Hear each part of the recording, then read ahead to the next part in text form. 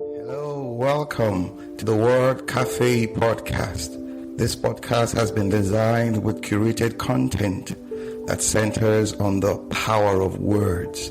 Can we really do anything without speaking? Can we really do anything without the agency of words? Yes, that is what this podcast is all about. And I am your host, Amakri Isoboye, your neighborhood word trader. I believe in the power of words, for it is the unit of creation. I trade in words to profit my world.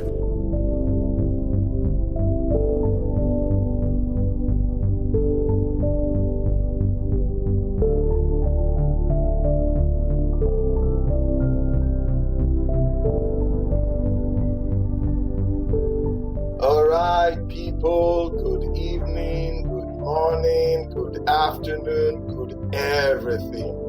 Wherever you're joining us from, as in this is the Word Cafe live show with Amakri Isoboye. Don't worry, don't be bored. It's the month of March. We are celebrating the women in our lives, around us, in our society, in our home, everywhere. I mean, it's been a wonderful, wonderful ride, So, this evening I have a phenomenal woman in the studio with me.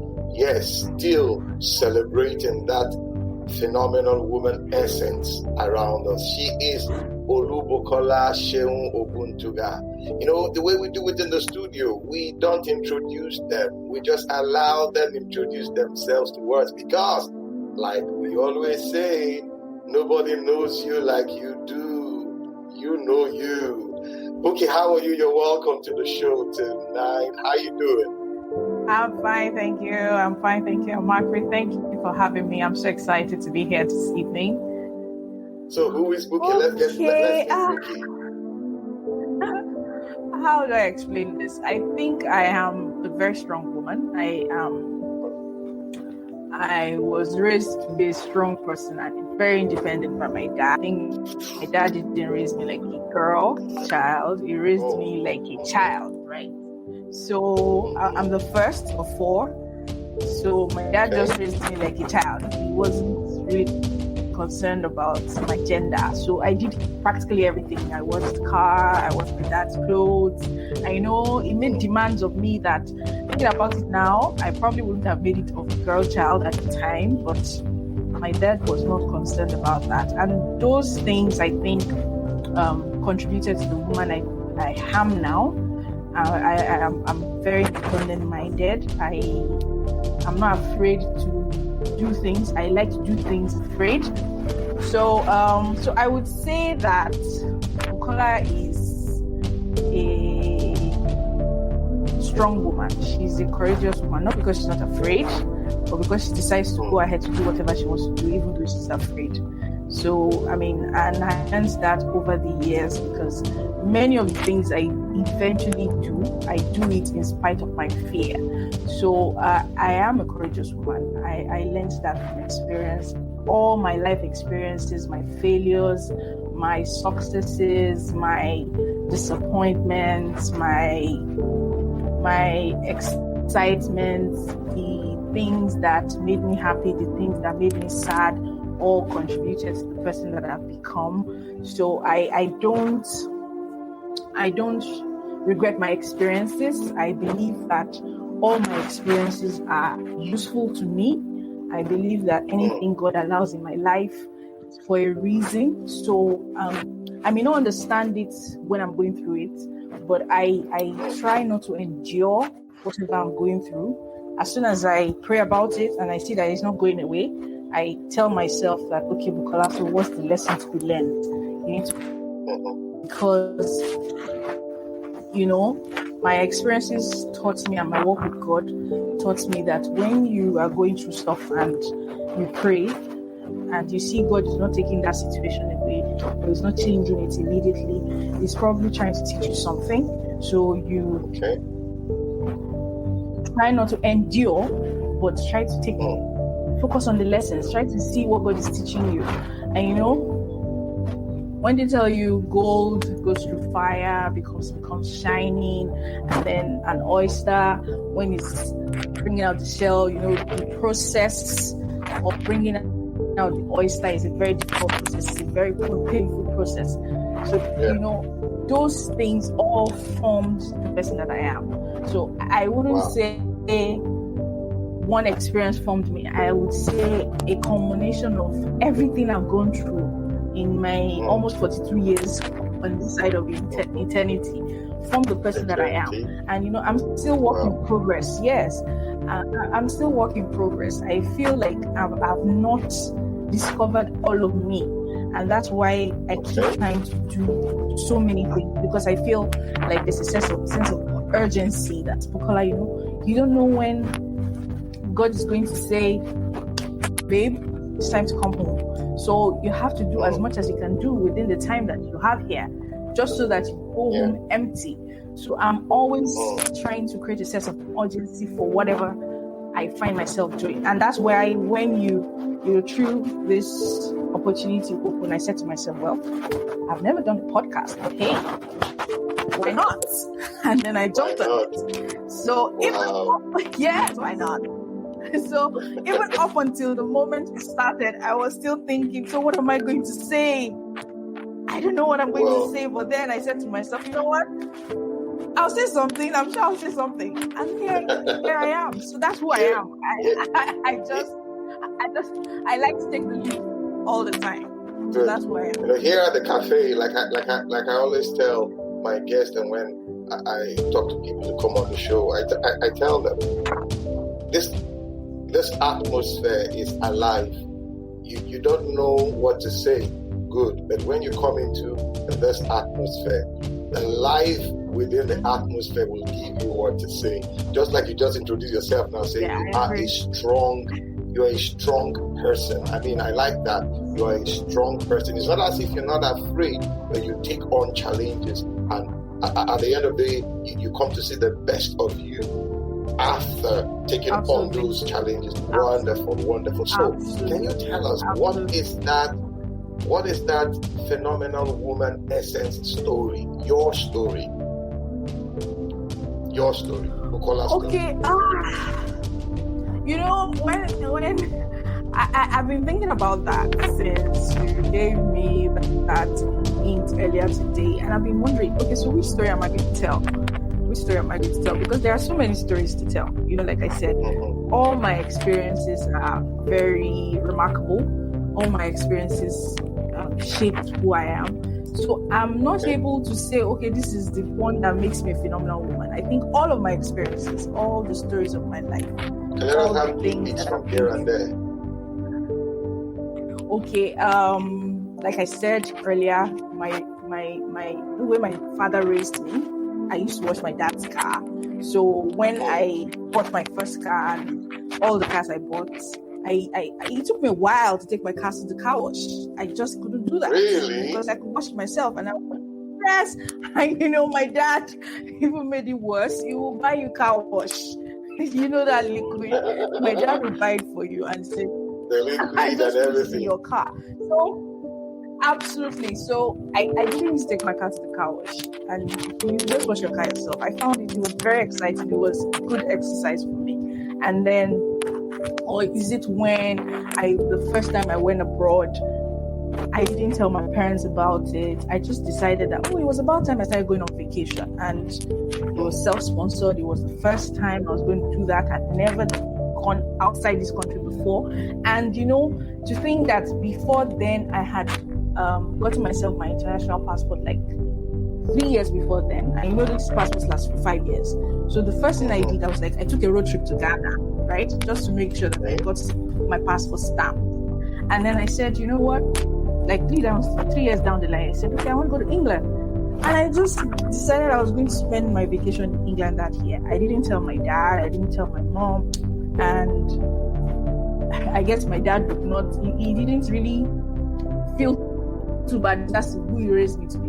Because I was going to travel the next day and I just told my dad, I'm going to England tomorrow. And he looked at me and was like, did you just plan that or you've been thinking about it for a long time? I said, I just want to go on holiday. And he said, okay, fine, have fun.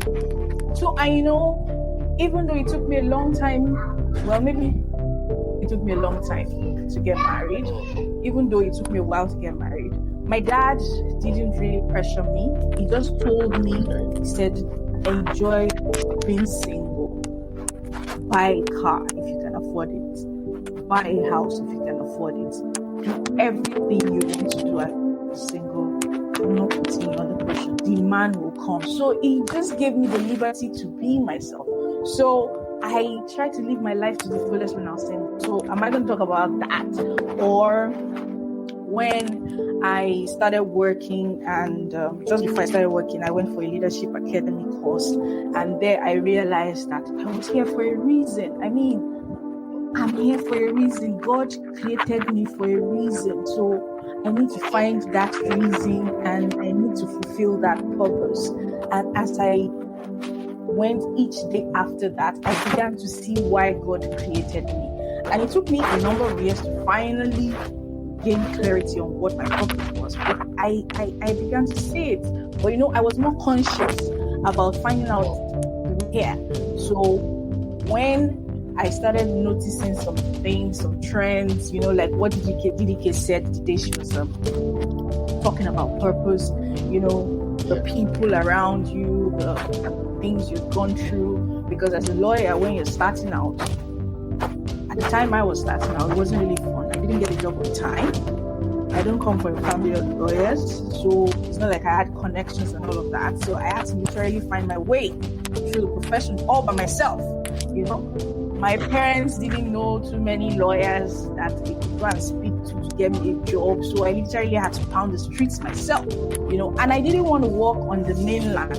If you stay in Lagos, there's this thing about working on the mainland and working on the island. You have island lawyers and you have the mainland lawyers. I didn't want to be a mainland lawyer because you won't be able to earn enough money. I wanted to be an island lawyer. So I would leave. We never knew this. So you have the mainland lawyers. Oh yes, you have the mainland lawyers and you have the island lawyers. Oh, the island lawyers are the ones that do most of the commercial transactions, and the mainland lawyers are typically litigation lawyers. They go to court most of the time. I didn't want to do that, right? So I wanted to be on the island. So now we know this. Now we know this, so we know how to approach Lagos. Stay with us. We'll be right back. Hello, nerds. Come listen to the History Nerds United podcast, and let's make history fun again. We interview today's best authors, whether they are established Pulitzer Prize winners or someone debuting their first book. Let us show you that history is not a boring class you took in high school, but a place where the best stories come from. And we don't just cover history. We also love to chat about true crime, biographies, memoirs, and so much more. So head on over to History Nerds United and let us introduce you to your new favorite book and learn the story behind the story. History Nerds United.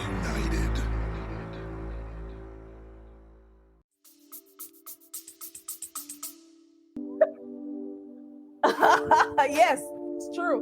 So I would leave my parents' house. My parents live in Magodo, which was very close to the old toll gate. And I would take a bus to the island to go job searching. So I was very, very deliberate about where I was searching for a job. So I would walk the streets of Marina, I had, and then, internet was not all over the place then. So I'd have gone to a cyber cafe maybe the day before, trying to find out all the law firms on the island. So I would take a bus from mainland, go to the island, and start going to look at those offices and drop my CV. You couldn't do it the way you do it now. You just send it by email. You had to go to literally visit those offices and, offer yourself. So I did that by myself. I didn't have my parents to do that for me. So I walked the streets until I found a place. And that way I moved. I started from Broad Street and then I moved to Lekki. Living in Lekki. So it was deliberate.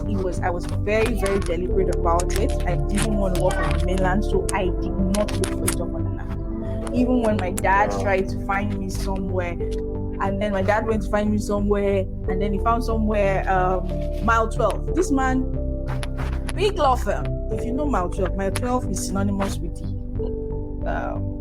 foodstuff market in Lagos. So I said to myself, offices that I will say mile 12, and the first thing that will come to their mind is the foodstuff market. No way! There's no way I'm going to walk there. So I refused. And I said, I am going to walk on the island. I don't know how I'm going to do it, but I'm going to walk on it. Wow. So more or less, you think. Hello, there's this thing about when you desire something. Can you hear me? Yeah, I can hear you. Go on. Can you hear me now? Yes, go on. So I was saying, there's this thing about when you desire something so much, when you desire it so maybe because I literally desire to walk on the island, and everything began to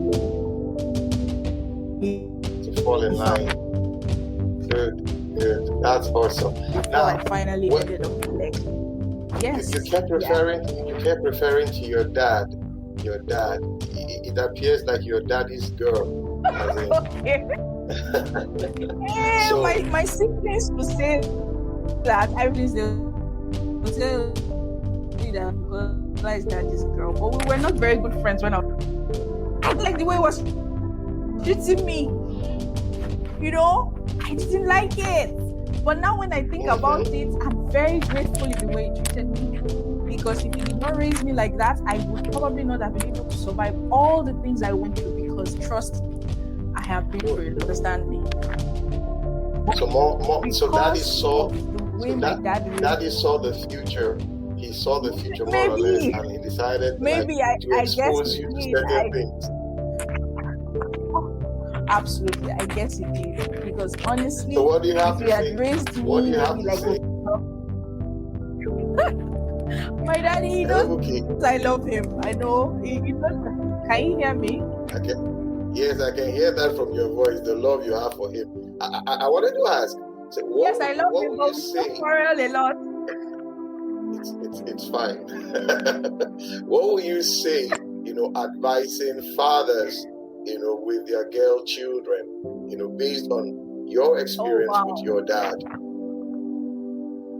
I would say fathers should raise independent girls. They should raise their girls to be independent, strong women, strong sense of character, strong sense of integrity, raise them to be able to do absolutely anything, and I mean anything.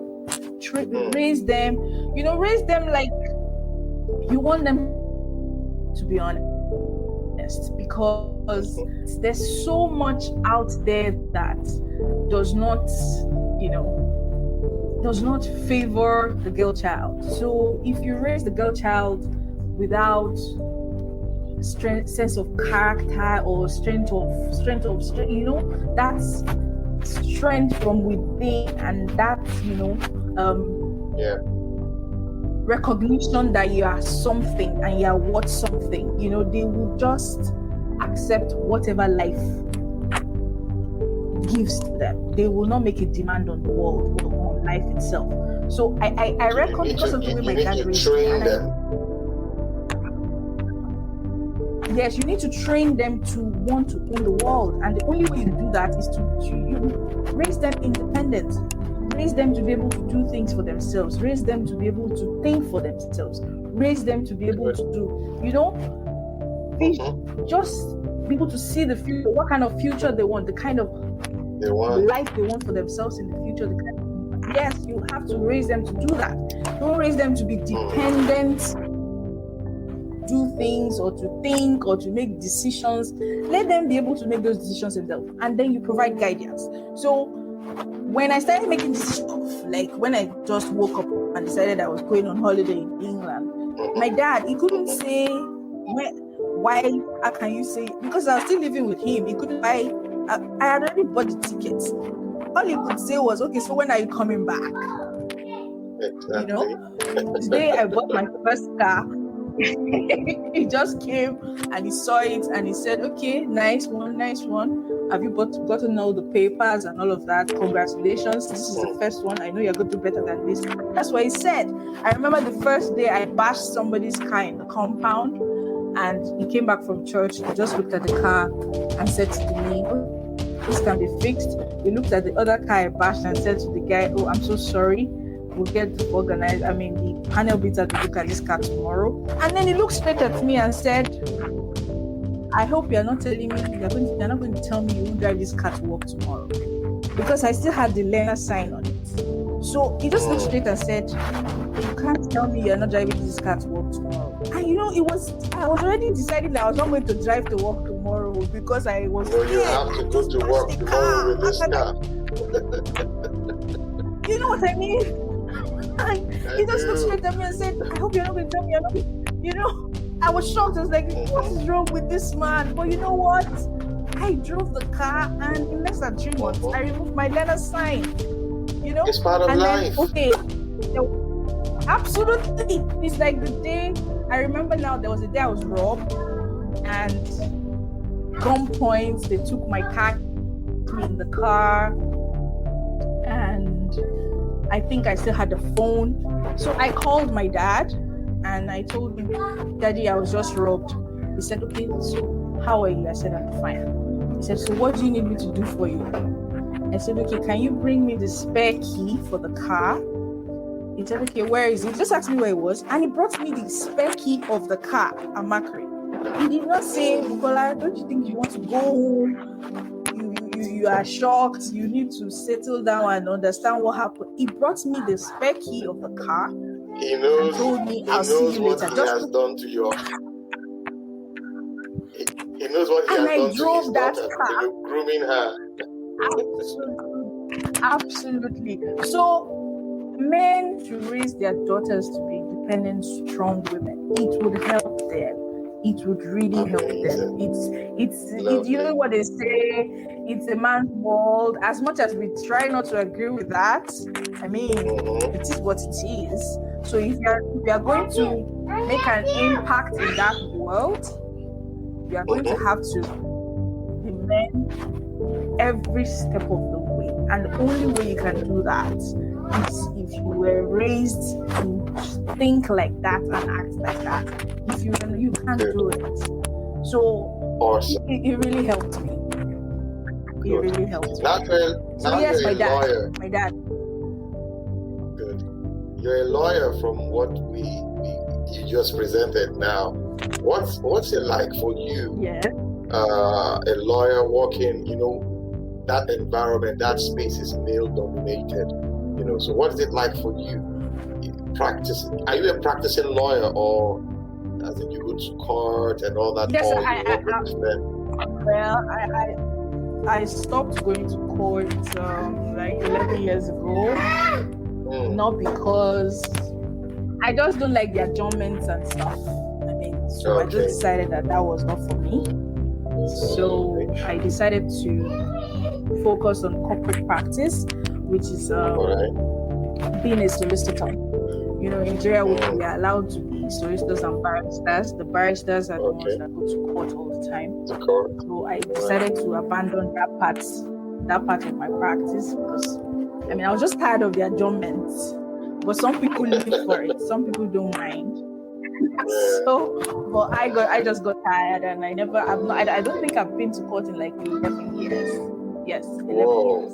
Whoa. So yes, I haven't. Yes. Okay. So what do you do? I am a solicitor. No, go on. So I do transactions. Okay. I do transactions. We're the ones that try to make sure that transactions are done right, so that you don't end up in court. You understand what I mean? Negotiation. The people that go to court and all that. Absolutely, yeah. The people that go to court are the ones that try to settle the matter after the matter has broken down irretrievably. You don't want it to get to the court, so let us settle it here now. So we try to put the transactions together in such a way that it doesn't get to court, or even when it does get to court or the parties disagree, there's, you have already made provisions in the agreement for how the parties would settle whatever disagreements they have. So that's what I do now. And then another thing that I now do, which is what I found out to be my purpose. I love young people. I find them very exciting. They excite me. The possibilities and the potentials that are in young people really blow me away. I discovered over time that I enjoy talking to them and they enjoy talking to me. Sometimes I'm their worst critic. I give it to them hot, but they keep coming back. so I found out that they keep coming back. I don't know why they do, but they just keep coming back to me. So I kind of now started trying to pay attention. And over time, perhaps this is my purpose. I found out that when I spend time with them, and I talk to them, when they, talk to me about what they're going through, and we talk about it, and we, kind of like try to think through the issues, they come out better, at the end of the day. And so I now decided that I will be more deliberate about it. So when I got to my second office on the island in Lekki, where I spent almost 10 years, I was now more deliberate about it. And what I now decided to do was to make sure that I mentored students that came on attachment to our office. And when I say attachment, there's this thing, it's part of their legal education. When you're in law school, you have to spend I think it's about 3 or 4 weeks. You have to spend in a law office to see how a law office runs and how lawyers work. So when those students come, I try to mentor the ones that I can mentor. And then when my managing partner at the time, when we were going to send us the first batch of law students, then, we had a meeting and it was like, we can't just let these students sit down the whole period they were going to be in the office. Because when I had my own chamber attachments many years ago in one law firm in Olubukola, the guy just kept us in the library and we were just reading. And law school studying is so tedious. You don't want to be studying all the time because as you're opening the pages of the book, you're forgetting. So, but the guy just kept us there. So my managing partner said, you can't just keep these students here. They can read when they get to what is it that we're going to do for them. So, and he came to me and I was like, okay, why don't we have a structured where we would take them some of their courses. We would also, speak to them about what the expectations are so that, those things will stay with them. They're reading some of these things in the book, but then when we explain to them and they see it done, it sticks with them longer and they're able to remember even when they're studying. So, and that's how we, created a structured attachment program for law students for that office. And, as time went by, I think the next year, I suggested that, okay, instead of just having them just taking lectures from us lawyers, why don't we attach each student to a lawyer so that each student is mentored directly by a lawyer? Because at the end of the attachment, you have to fill their logbook and just try to comment. Because there's this thing, that we say in law, especially when you're and they say you have to be able to confirm that the person is a fit and proper person. So, you have to, so I thought that to be able to comment on whether somebody is fit and proper, it will be better and more beneficial to the student if the assessment that works directly with them. So we agreed that each student would have a lawyer attached to them. So there's a direct mentoring relationship. And those relationships, interestingly, some of them have grown outside of that period. I have students that, were attached to our office at that time that are still good friends with me now. They still talk to me. They still question.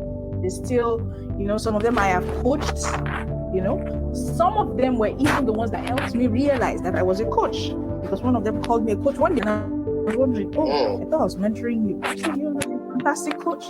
That you just, you stay on and you tell us, go like this, do it like this, and you get the results. So it was from those interactions that I began to realize that, okay, I'm not just a mentor, I'm also a coach.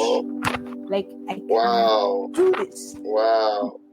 So, over time, I began to get clarity on my purpose and what I was supposed to be doing. So, yes, I'm a lawyer, but this is the other thing that makes me tick. I mean, when I'm doing it, I'm in my elements. I am so excited. I enjoy it. I know. Absolutely. As in, I am just in the best place, to be honest. Wow. So I now decided that I was going to take it more seriously. So I paid attention. I can hear from your voice the passion, as in that passion for young people. Oh yes, I love them. I absolutely love them, and I have seen the results. I have seen young people evolve into fantastic masterpieces, people they did not imagine they could be. I have seen it over and over. So it just excites me when I get another opportunity to do it. So I was constantly, I'll just pray. Maybe beginning of a new year, and I'll be like, God, send me young people. And He will send me young people. He will send me, they will just come. I will just say, God, send me young people, send me new ones. Yes, and they will come, and I will find them. Maybe they would come. So yeah. So that's your husband. Your husband must be a happy man, as in proud of you. The energy that you are exhibiting. My husband is an amazing man, and I'm for him. I'm so glad I waited for him. I don't know if any other man could have married me and be able to deal with me, this strong man that I am. I'm serious. I don't think so. I think it was made especially for me. He just handles me well. I'm a handful. I can tell you that. So I can imagine. So I believe God wired him specifically for me, and he's been amazing. He's very supportive, very, very supportive of me, of whatever I want to do part time. He just encourages me, tells me, is that what you want to do? And yes, and I say, okay. And he supports me, gives me the support I need. Like now, he helped me set this place up. He's taking my son away so that he doesn't make noise in the background. So he gives me all the support I need. So yeah. Awesome. My husband. Awesome. Yeah. So what is that message you have for those women out there, the single women, the married women? What's that message? To the single women, I'll say, enjoy your single days. I mean, just live your life to the fullest. Don't put your life on hold. Don't put your life on hold. Just live. Just live. Enjoy your life. Do whatever you're supposed to be doing at that time. Don't postpone it. Okay, I'll do this when I get married. I'll do this. No, just do it. Because you never know. Just do it. Yeah. Just do it. Just live your life. Enjoy your life. Have fun. To the married women, I say marriage is a mission. Marriage is destiny assignment. Just make sure that you fulfill that assignment as you fulfill other things that are your assignment. Take your marriage seriously. I have this friend that is a marriage coach, and she says that it is a partnership, and that's the way I think my marriage with my husband is, and that's what I tell young people. marry your friend. My husband is my friend. I mean, we quarrel a lot.